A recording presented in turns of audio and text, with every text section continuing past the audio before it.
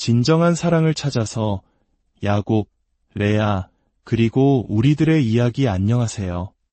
오늘 우리는 성경 속 한 편의 깊이 있는 드라마를 통해 우리 모두의 마음속에 자리한 진정한 사랑에 대한 갈망을 탐색해보고자 합니다. 이 이야기는 수천 년 전의 기록이지만 놀랍게도 오늘을 살아가는 우리의 삶과 너무나도 닮아 있어 깊은 공감과 통찰을 줍니다. 오늘의 말씀을 통해 여러분의 마음에 하나님의 크신 위로와 사랑이 닿기를 소망합니다. 만약 이 이야기가 여러분의 마음에 울림을 준다면 좋아요와 구독을 통해 더 많은 분들이 이 은혜의 말씀을 나눌 수 있도록 함께 해주세요. 여러분의 작은 참여가 이 귀한 이야기를 널리 전하는 데 큰 힘이 됩니다. 자, 그럼 이제 창세기 29장으로 들어가 야곱의 삶을 들여다보겠습니다. 오늘 우리가 함께 나눌 성경 말씀은 창세기 29장 15절에서 35절까지입니다. 라반이 야곱에게 이르되 내가 비록 내 생질이나 어찌 그저 내 일을 하겠느냐 내 품삯을 어떻게 할지 내게 말하라. 라반에게 두 딸이 있으니 언니의 이름은 레아여 아우의 이름은 라헬이라. 레아는 시력이 약하고 라헬은 곱고 아리따우니 야곱이 라헬을 더 사랑함으로 대답하되 내가 외삼촌의 작은 딸 라헬을 위하여 외삼촌에게 7년을 섬기리이다. 라반이 이르되 그를 내게 주는 것이 타인에게 주는 것보다 나으니 나와 함께 있으라. 야곱이 라헬을 위하여 7년 동안 라반을 섬겼으나 그를 사랑하는 까닭에 7년을 며칠같이 여겼더라. 야곱이 라반에게 이르되 내 기한이 찼으니 내 아내를 내게 주소서 내가 그에게 들어가겠나이다. 라반이 그곳 사람을 다 모아 잔치하고 저녁에 그의 딸 레아를 야곱에게로 데려가매 야곱이 그에게로 들어가니라. 라반이 또 그의 여종 실바를 그의 딸 레아에게 시녀로 주었더라. 아침에 야곱이 보니 레아라.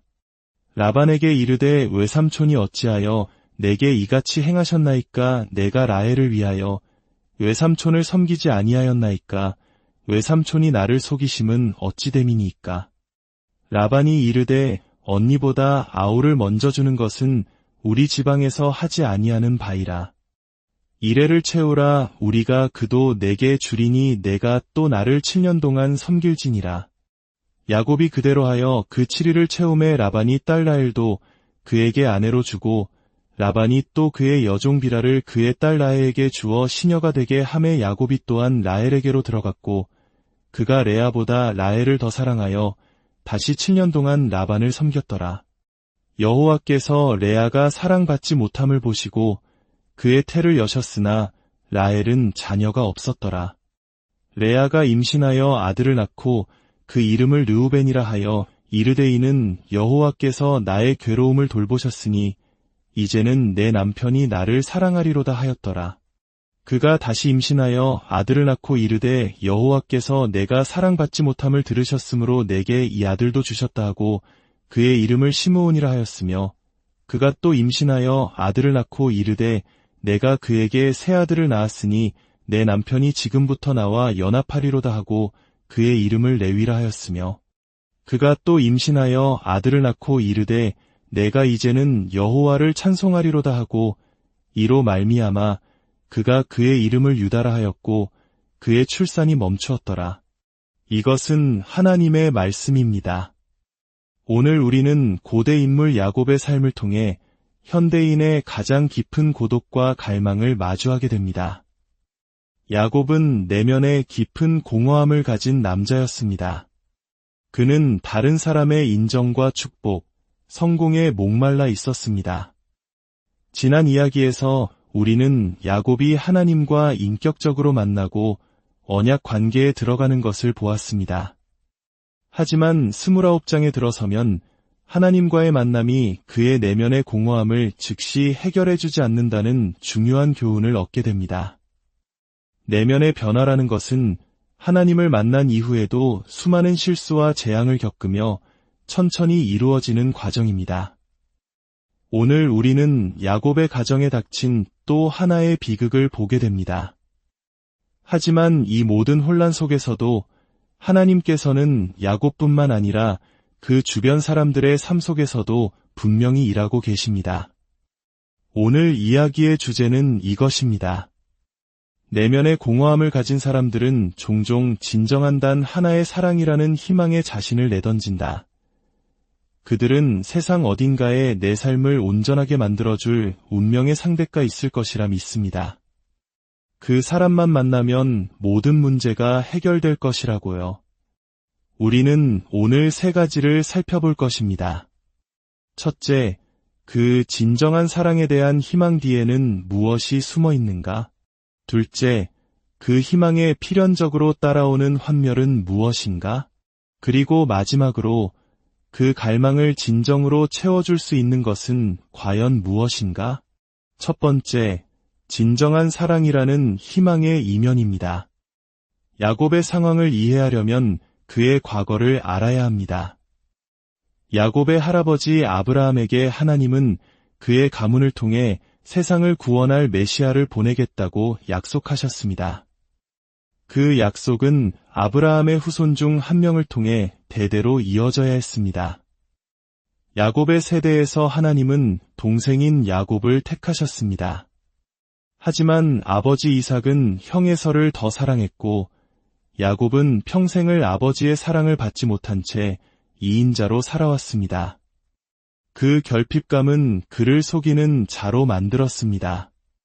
결국 그는 늙고 눈이 먼 아버지를 속여 형이 받아야 할 장자의 축복을 가로챘고 형의 분노를 피해 모든 것을 버리고 도망자 신세가 되었습니다.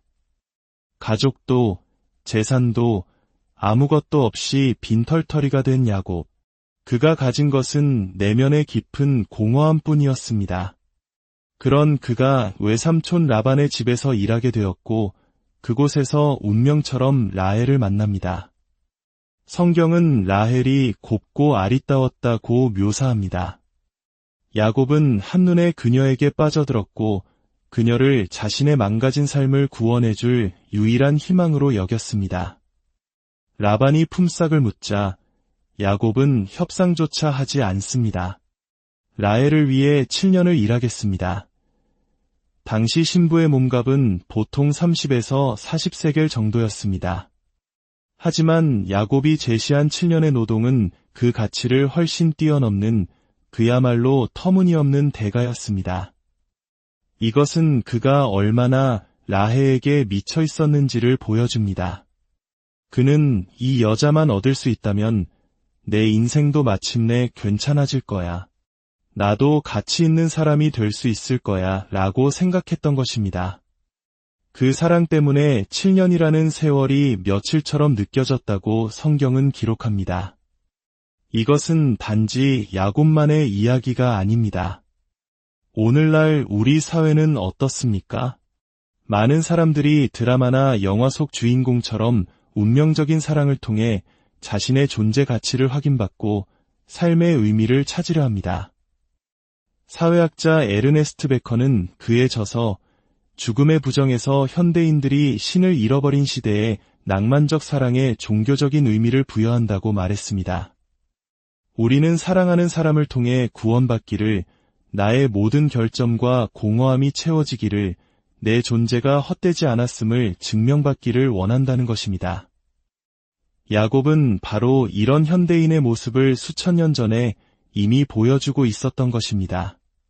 두 번째, 희망에 뒤따르는 환멸의 아침입니다. 야곱의 절박한 사랑은 그를 더욱 취약하게 만들었습니다. 교활한 라반은 야곱의 약점을 놓치지 않았습니다. 7년의 세월이 흐른 후 야곱은 라헬을 아내로 맞이하기를 기대하며 결혼 잔치를 벌입니다. 고대의 결혼식에서 신부는 하루 종일 짙은 베일로 얼굴을 가렸습니다. 긴 행렬과 의식, 밤늦도록 이어지는 잔치 끝에 야곱은 드디어 신부와 함께 장막으로 들어갑니다. 어두운 장막 안에서 그는 꿈에 그리던 라헬과 함께 있다고 믿었습니다. 아, 라헬. 하지만 다음날 아침 그의 곁에 누워있던 사람은 라헬이 아닌 그녀의 언니 레아였습니다. 충격과 분노에 휩싸인 야곱이 라반에게 달려가 따지자 라반은 태연하게 대답합니다.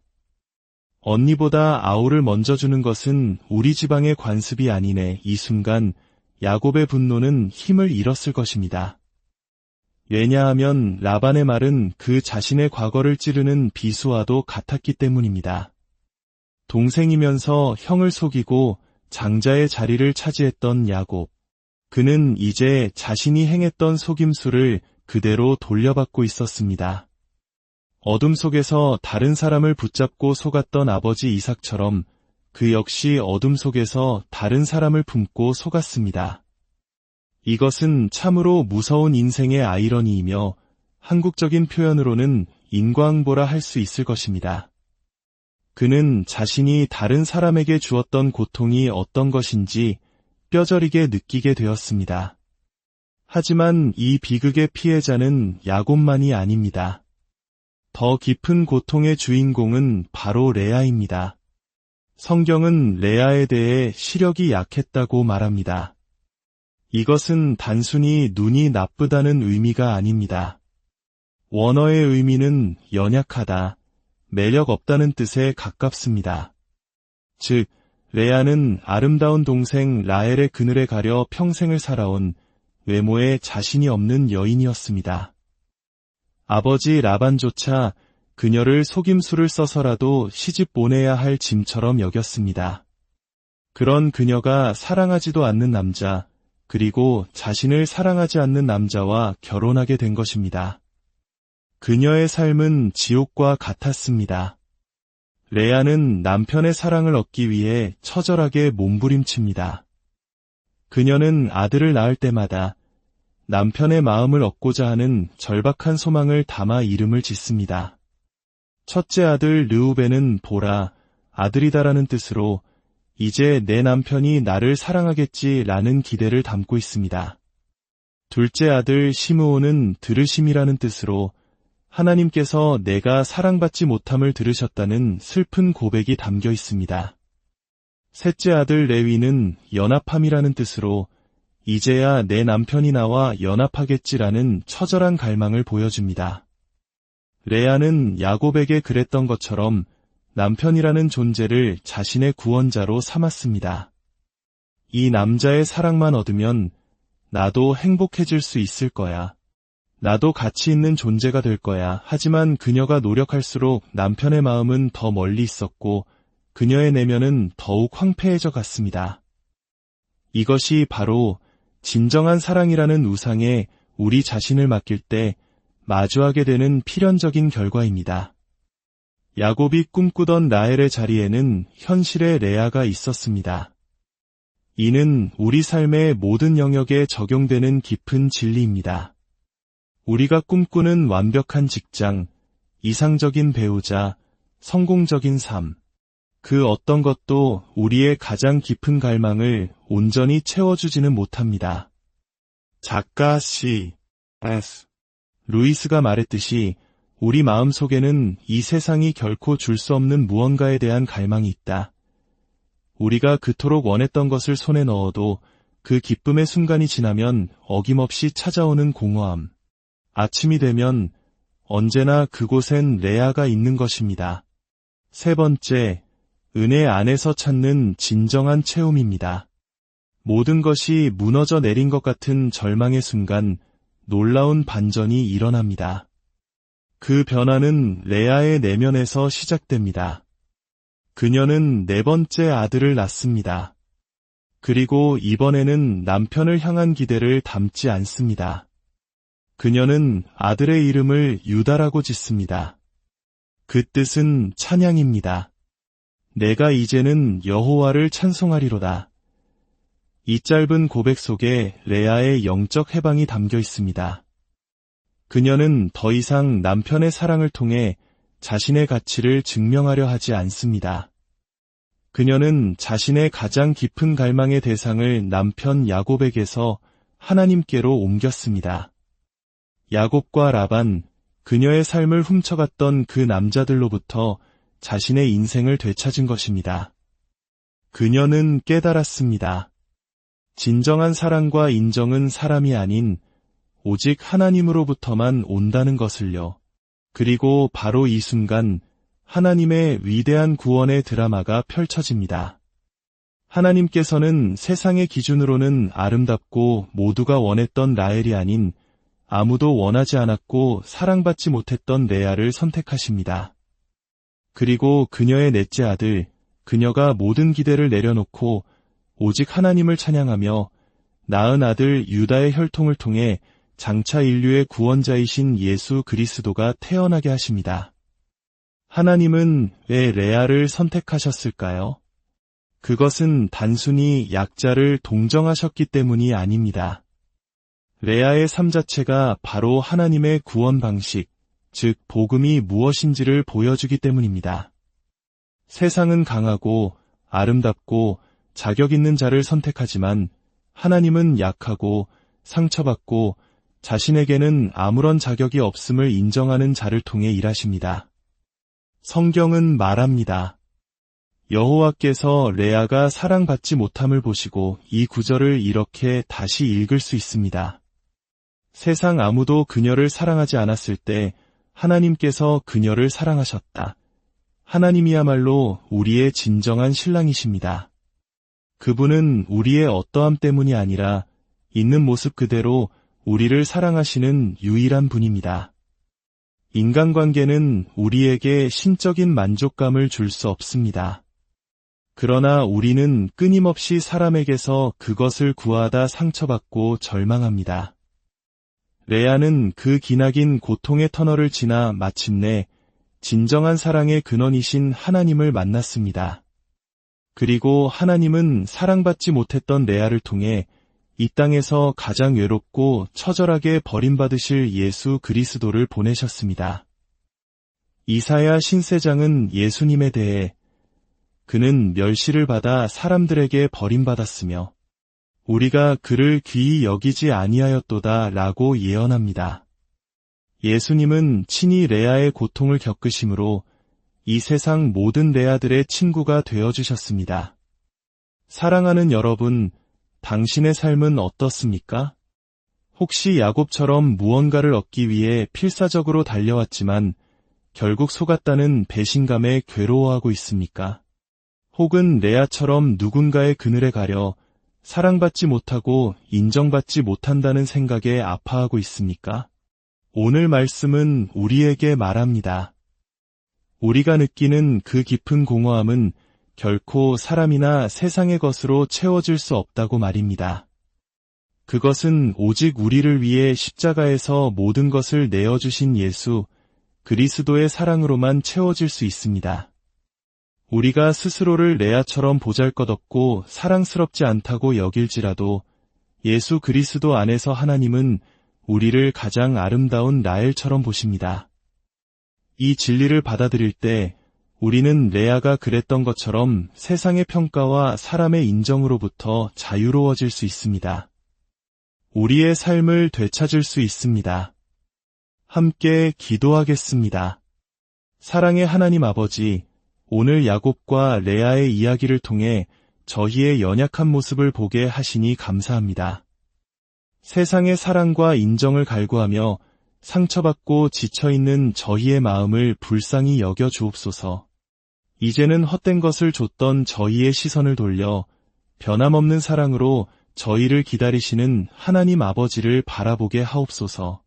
사랑받지 못했던 레아를 택하여 이대한 구원의 어머니가 되게 하신 것처럼 연약하고 부족한 저희를 통해 하나님의 놀라운 일을 이루어 주옵소서.